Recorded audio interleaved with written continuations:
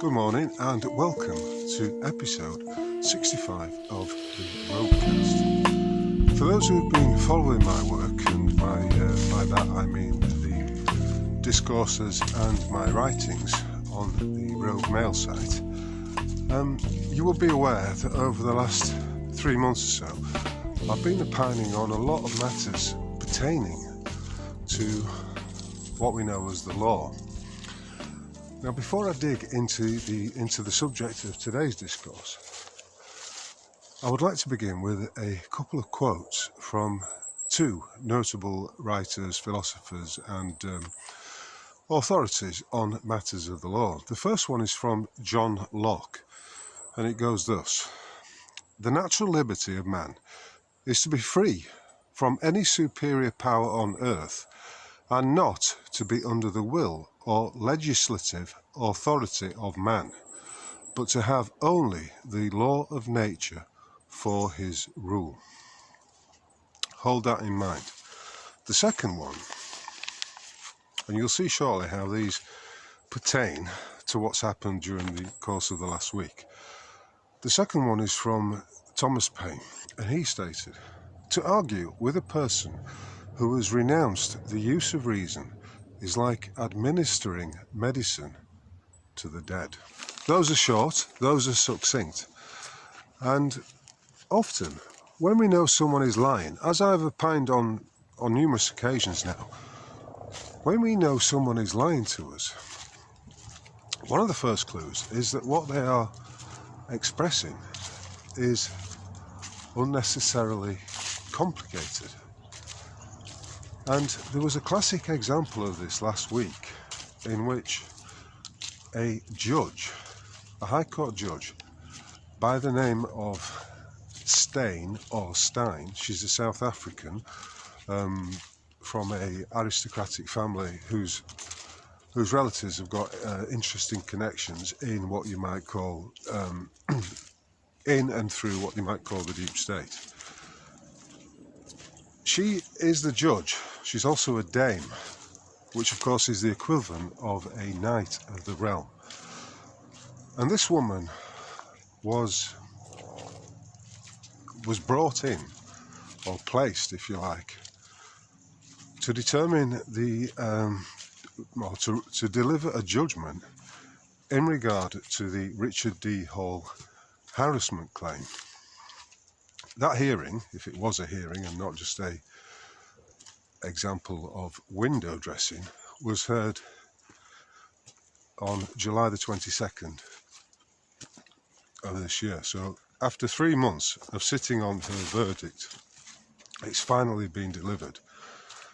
Now this judgment, which I'll put a link to, is 64 pages long, and you have to wonder as to why it is so long, and secondly, you have to question the veracity of it.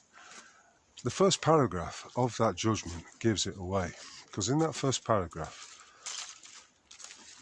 she basically writes that there was a bomb that exploded at a Mariana Grande concert in 2017 that caused the deaths of some 22 people and also injured a large number of those who were in attendance at the concert.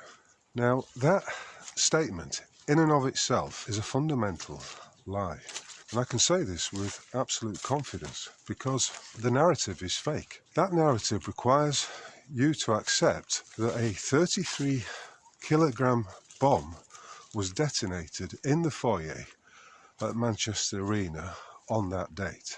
And yet, if you look at the evidence, if you even look at the images that were released, the photographic evidence, all of which Richard D. Hall has gone into and examined to the nth degree, there is no evidence whatsoever that would suggest a bomb, an explosive device of that magnitude, was detonated. Remember, at law, fraud vitiates everything. The entire premise of Mr. Hibbert's claim of harassment against him and his daughter as committed by Richard Dior is predicated on that fundamental lie. I'll just repeat it. There is no evidence whatsoever that a bomb weighing 33 kilos was detonated at the Manchester Arena in 2017. Had there been, the carnage, the devastation to the buildings, to people, would have been blatant. It would have been beyond question. There probably would have been limbs everywhere, there would have been damage to the windows, various aspects of the arena would have simply been blown up. It would have been absolutely devastating. And we can say that because there are explosive experts who have analysed such events in the past, and they've detailed exactly what happens when such a device is exploded. And yet there was none of that. All we got were a series of images of various people with torn clothing, shoes missing, which of course is a telltale Freemasonic sign, and nothing, I repeat, absolutely nothing to suggest that any such device was exploded.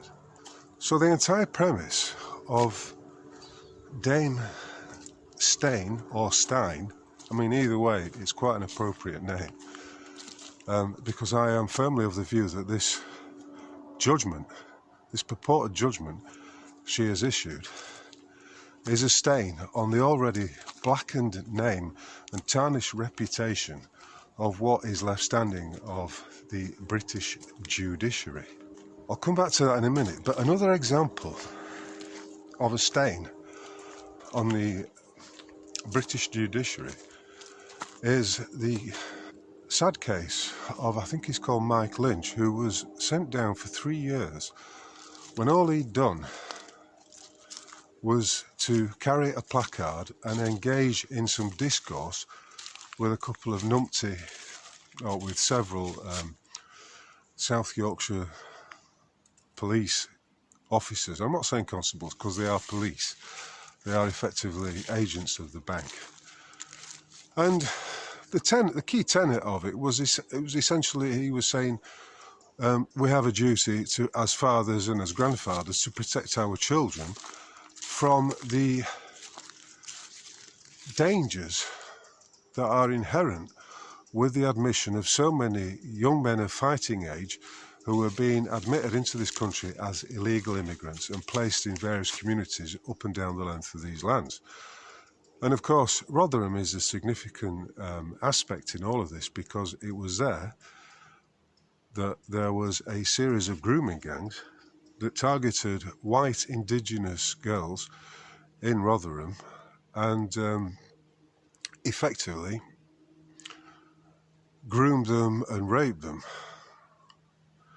And so when Mike Lynch was making a comment, if you like, or simply declaring that it's incumbent upon all men to protect their wives, daughters and all their female acquaintances from the effects of this unfettered mass immigration, he wasn't stating anything that is really controversial, and everything that he stated could be backed up by the facts.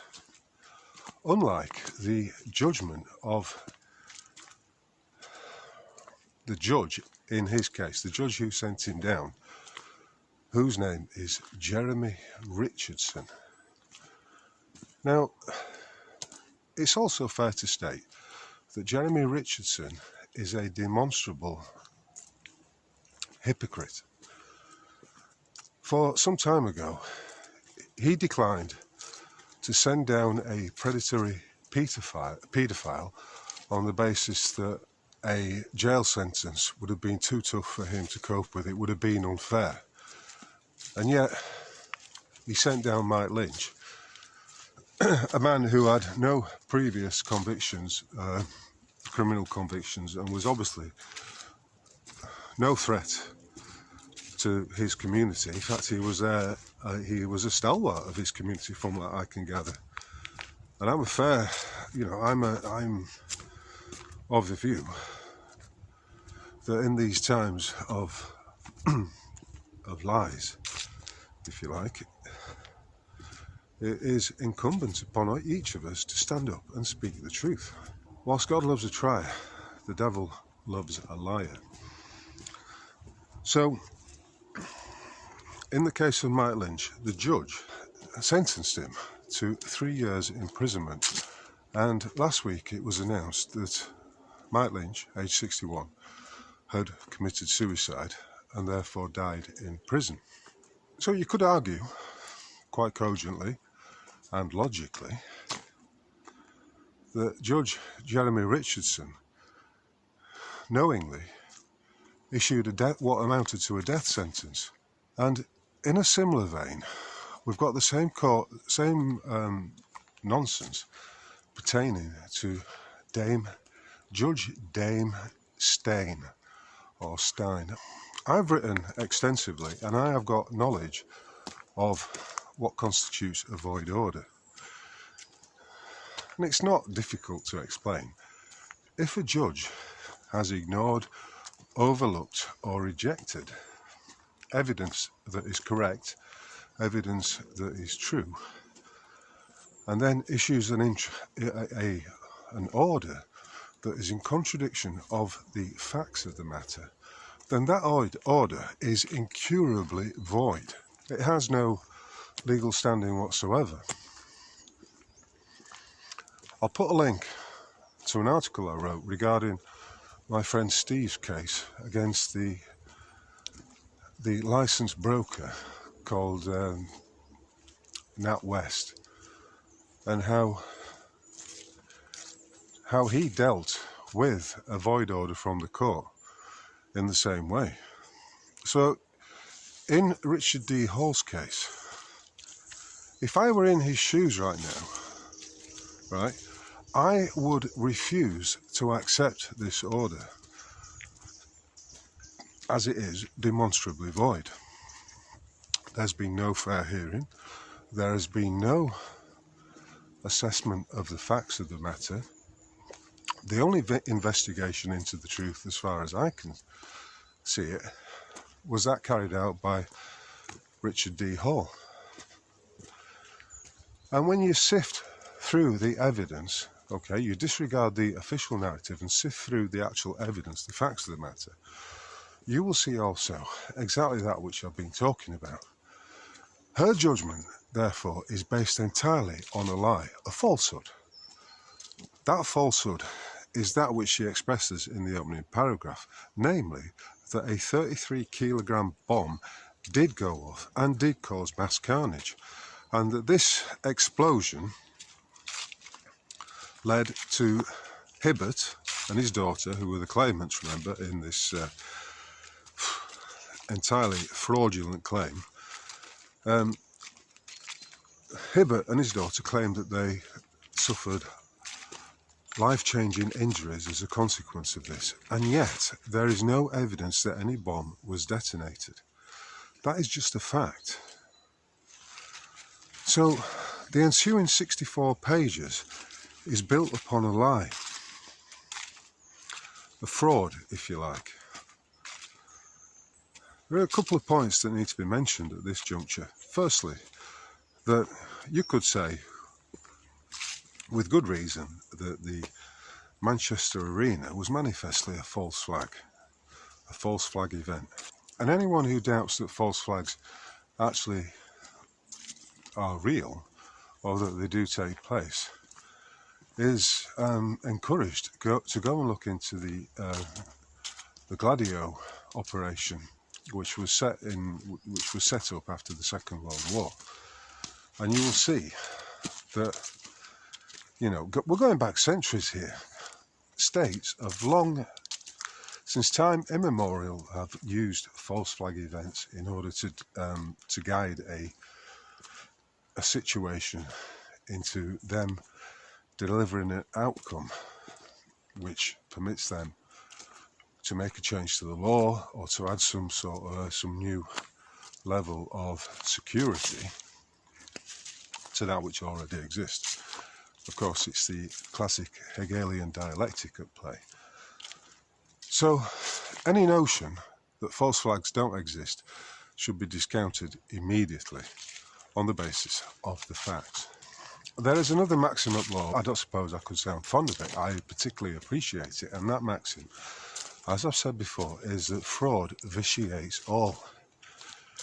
If you prove one element of fraud in any particular situation, then that means the rest of it all falls down. And in this situation, with regard to Richard D. Hall, he has demonstrated, as have other researchers, that there was no explosion took place of a 33-kilogram bomb. Anything else that's built on top of that lie, is also a lie. Fraud vitiates all. It's very simple. Why is it so simple? It's simple because I'm expressing the truth. The truth does not require 64 pages of what some might call egregious, fraudulent nonsense to justify a judgment that is given in favour of the claimant. Little wonder, you might say, it took 3 months to write it. But it's all a pack of lies, because it is built on the fraudulent premise that a massive detonation took place, when it manifestly did not. Were I in Richard D. Hall's situation right now, I would absolutely refuse to accept this judgment because of that. It's built on a fraud. It's built on a lie which is provably thus. And therefore, Judge Stein, Dame Stein, has issued a void order. And it doesn't matter whether she's a highfalutin dame of the empire, because when it boils down to it, she's no different from you or I, except she's a bold-faced liar. So, in Richard's case, he should completely reject that order, and possibly issue a declaration that it is void. Because what's happening here is that the lie is being used in order to extort monies out of him. Compensation, if you like, for the fake harassment of Hibbert and his daughter, based on something which, as a matter of fact, did not take place. And if that sounds simplistic, well, that's because it's truthful. Remember, the truth is simple, and it is easy to state it. As an aside, it's interesting to me to note that they appointed a dame of the realm in this matter, a dame of the realm to preside over the entire nonsense. And it reminded me of when I sued my conveyancing solicitor at the time I took out I entered into a void mortgage. They drafted in a knight of the realm to railroad that claim, which was being made in the High Court. And so the reason for this, I would suggest, is that it's all part of the psychological manipulation. The notion that a dame or a knight is somehow, this is what they want you to buy into, the notion that a dame or a knight of the realm is in a position of unrivaled authority, and that such individuals, purely because of their titles, are not there to be questioned, that their determinations are accurate and justified. And of course, once you scratch that veneer of authority, you'll see it's all codswallop, or perhaps you might call it cuntwaffle. If we apply the trivium to this matter, we can see quite clearly exactly what has happened. Remember, the trivium is the three-way. It's the three-way to determine the truth. The first part is grammar. That is the information, the data.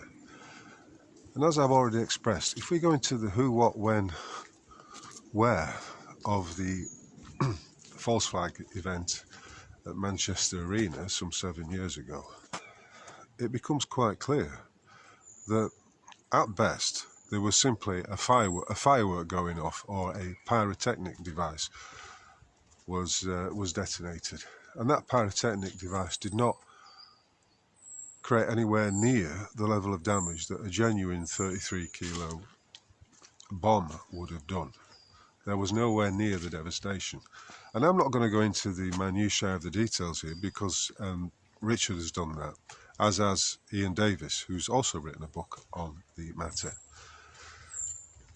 Suffice to say, there are a number of anomalies, conflicting accounts, people walking around relatively uninjured with blood smears and torn trousers, and afterwards some of those individuals who were photographed claimed that they'd had life-threatening changes and injuries, should I say, and as a consequence of being there at the time of the explosion, when in reality there's nothing to back that up. There's nothing to substantiate their claims. So the claim is that a massive bomb was detonated, and yet when we look at the data, there is absolutely no evidence whatsoever to back up that claim. So we then move on to the second part of the trivium, which is logos, or reasoning.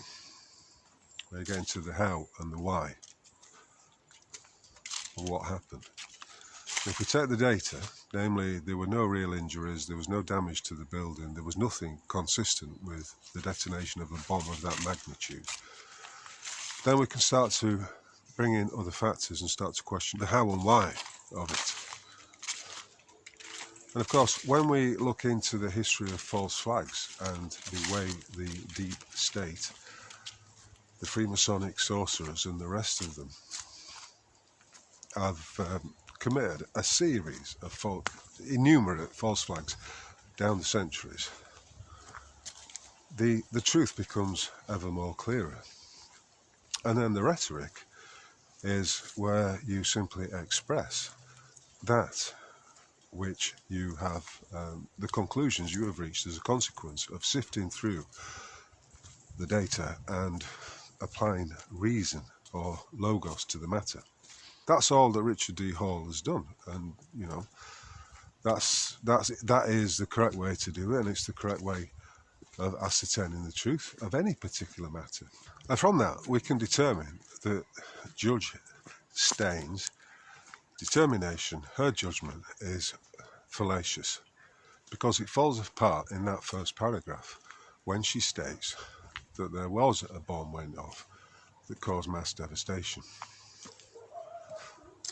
You could argue, of course, that the whole thing has been rigged because the inquiry into the Manchester arena was simply a pantomime, an exercise in window dressing that was deliberately set up in order to substantiate what was a demonstrably false narrative, and that was done in order to proliferate the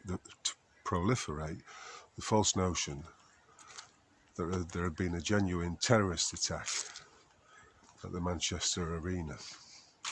Now, if I return to the Mike Lynch situation and how he got sent down by Judge Jeremy Richardson, it struck me that Mike Lynch had pleaded guilty, and yet when you look at it, he'd done virtually nothing. He'd not engaged in any violence. He'd not initiated any violence against the police. His placard and what he stated in public were simply expressions of his honestly held view, a view which may well be shared by many, that there is a danger, a real and present danger, to the women and the girls of these lands, and that danger is posed by this mass unfettered immigration. And there's nothing controversial about that. I think it's a reasoned perspective. And I don't know why he would have pleaded guilty, unless he'd got some lickspittle solicitor who would be misrepresenting him invariably, who had told him that if he pleaded guilty then he would get a lighter sentence. And this is the way fear gets inculcated into the individual by those who are operating for and on behalf of the state. And a solicitor remember, his first duty is to the court. And so it naturally follows that the solicitor would be saying, yeah, you've got to do a deal with this is what you did, you've got to do a deal with the court and hope that you get a lighter sentence as a consequence of that. The plea bargain. So Judge Richardson then went ahead and sent him down for 3 years. And again, that was another void order because it was based on a fundamental lie. And whoever the solicitor was that encouraged Lynch to plead guilty is, as far as I'm concerned, a scurrilous liar. And so we begin to get a picture of a system of justice that is completely unmeritorious, unfit for purpose, and far removed from that which it purports to do. Because these are just but 2 miscarriages of justice. And these void orders are issued on a daily basis in the various courts across these lands. And I've said on many an occasion that it is a rigged system. And it's all rigged in favour of the Freemasonic sorcerers and the financial overlords. And you might ask the question, well, what would happen in the event that these matters had been brought before a jury and the facts had been examined? You see, what we're dealing with here is a bogus and fraudulent administrative system.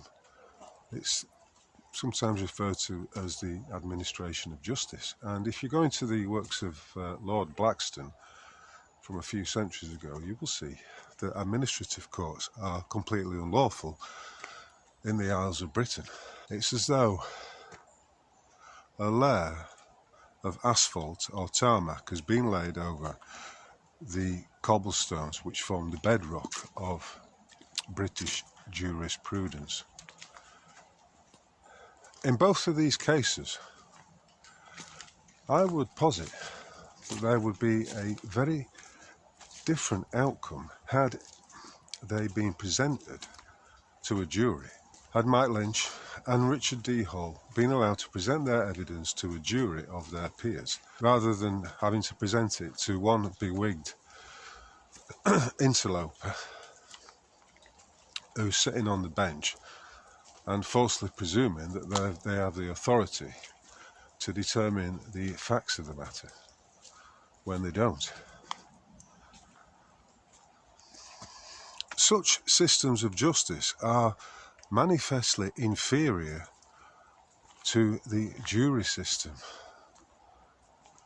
because a jury system is not dependent upon one judge. It is dependent upon 12 good men and women being presented with the facts and reaching a reasoned determination of those facts. And I know full well that across the Isles of Britain there is a renegade or a roguish streak in the people, and that many of us simply do not accept the false claims of authority of those who may be publicly and privately and expensively educated and who may speak in plummy accents. We do not accept that they have any legitimate authority over us. And in fact, in that sense, there's a healthy disregard, if you like, or a healthy disregard that comes across. It's almost as though it's part of our DNA. We have a natural tendency to assume that those people who are acting as tyrants and potentates, whether they be in the financial system, whether they be in the judiciary, whether they be in the police forces, are lying to us and are not to be trusted. It's a view that is well-founded and one which is substantiated by these 2 particular judges and the 2 cases that I'm discoursing about right now. A void order is issued when the judge has ignored crucial evidence, because that order is then misformulated, and everyone who is subject to a void order has the right under, I think it's CPR 31 to have it set aside. So if I was in Richard D. Hall's shoes right now, I would call their bluff. What have you got to lose? Nothing, I would argue. If you go along with it, then, and I know they haven't determined the value yet, but there will be a compensation figure that the the bean counters will come up with. In other words, he will be expected to pay. Well, what is he going to pay with anyway? Because we have no lawful money. He will be expected to pay compensation to Hibbert and his daughter. But how can he, in good conscience, how can he pay anything by way of compensation when the entire claim is founded on that fundamental lie? Hibbert and his daughter, right, it's just Hibbert really, his daughter's not really involved in it. Hibbert has sought to rely upon a lie in order to extort monies out of Richard D. Hall. And I know what it's like to receive these void orders. It's sickening, and at the same time you enter into a state of disbelief. You cannot. Well, it's because it's a lie and it jars your sensibility. In other words, it jars at the logic. There are no grounds for him to accept it. All of it is predicated on a lie, and as such, it is void. It's as empty as the hole in a polo mint, or the hole in a donut, or a chasm that goes deep, deep underground.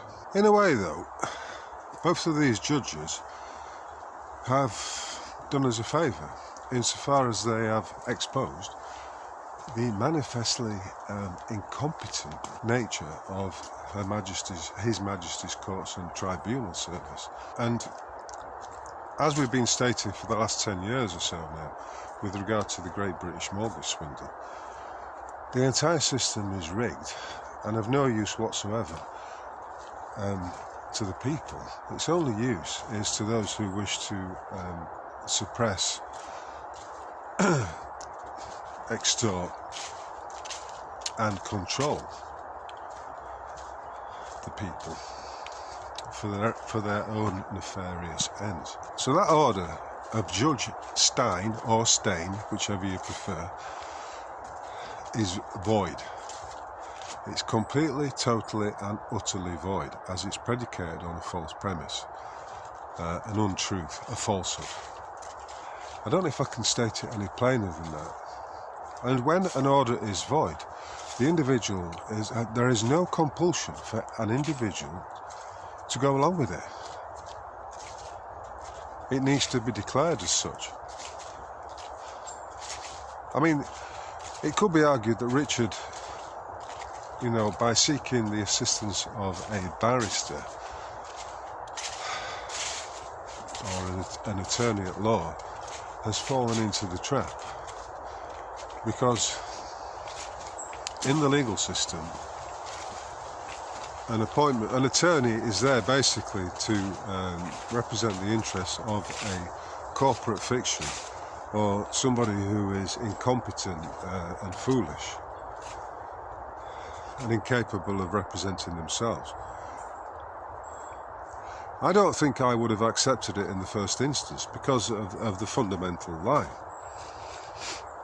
And then, of course, there was the show event. It wasn't really a trial or a hearing in the true sense of the word that took place in July. Hibbert's claim should have been conditionally accepted in the first instance. When he sent the letter of claim to Richard, or when his solicitor sent that, Richard's response should simply have been, okay, I accept that I have caused you harassment upon you providing me with the material evidence, not hearsay or opinion or anything spouted in the bogus inquiry, that substantiates the fact that a 33 kilogram bomb was detonated at Manchester Arena. I mean, I suppose you could conditionally accept the order on those grounds. Okay, I will pay anything, I will pay as expediently as possible any figure that is adjudged by the court on the condition that I am provided with material evidence that there was a massive bomb detonated at the Manchester Arena in 2017. And it really is as simple as that.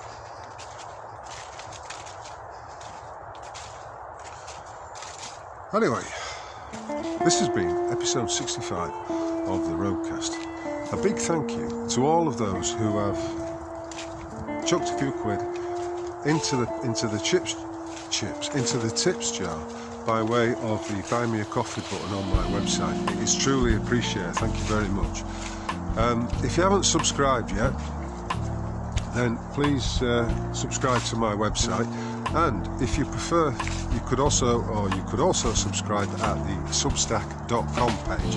I'll put the links up in the show notes for this. And right now, any tips would be greatly appreciated. So if you're feeling appreciative, then please do so. Please chuck me a few quid. Buy me a few coffees. So from Sherwood Forest, on this beautiful day, I bid you a fond farewell and would simply like to say that whoever you are, wherever you are, I wish you a splendid day, and as ever, I'll catch you on the flip side. Thank you.